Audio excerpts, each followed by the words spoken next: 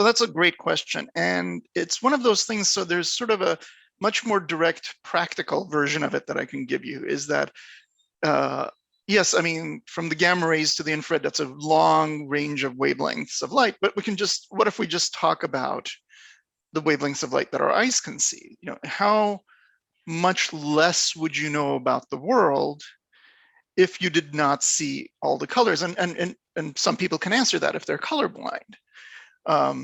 That's the thing, is that we have this range of colors in the rainbow from indigo to red.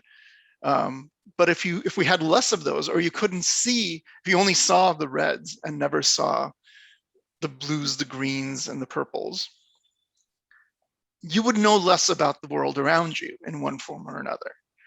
So there's that part of it. But what's the reason you want to follow all of those kinds of wavelengths is because different physical processes, different things that are happening, generate different wavelengths of light.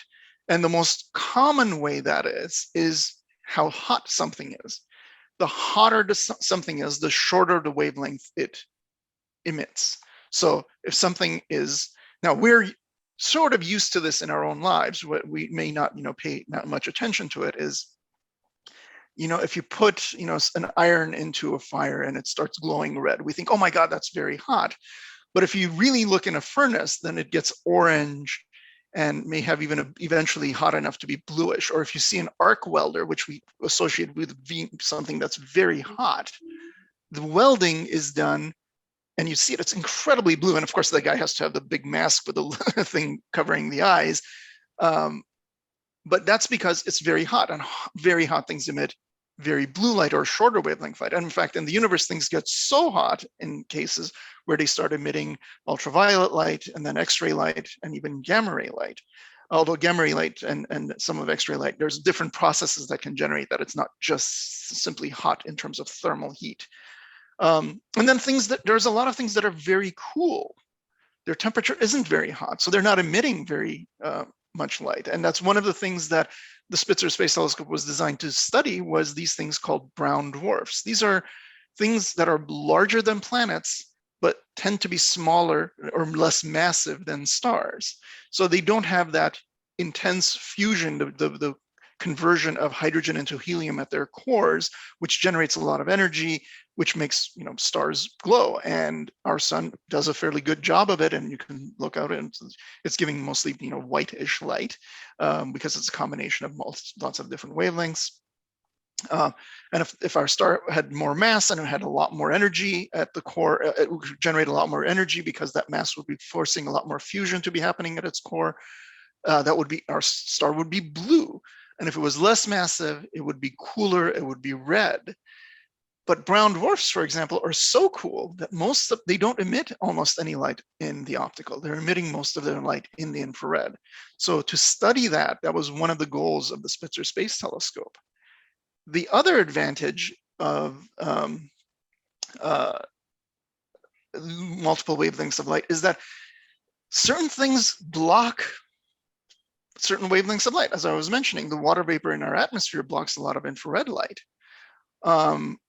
But in the rest of the universe, there's a lot of different things that block, for example, optical light. There's a lot of dust in the universe, that dust blocks a lot of the optical light that's coming to us. And oftentimes when stars are forming, they're enshrouded in dust. So if you want to study stars forming, it's very hard to do it in the optical because you can't see through that dust. But infrared light is actually very good at penetrating the dust. So Spitzer could look at places where we couldn't look with the Hubble or other optical ground-based telescopes. And so we could study what was going on at that, in the cores of these clouds where young stars were forming. So fundamentally, it's the different wavelengths of light are really giving you, each one is like a different window in the universe. And there are certain things that block infrared light that don't block other wavelengths of light, like I said, like water vapor. And then it goes on and on for different wavelengths. So each wavelength in and of itself has an advantage. And then when you put them all together, then it's like putting all the colors of the rainbow together as an analogy to the optical light. You get a multicolor, full spectrum view of something. And so you can understand it a lot better. And so that's one of the key reasons why the great observatories were done initially. And again, those aren't the only wavelengths of light. It goes even longer wavelengths than radio wavelengths, but the atmosphere doesn't really block radio wavelengths, so we can do that from the ground.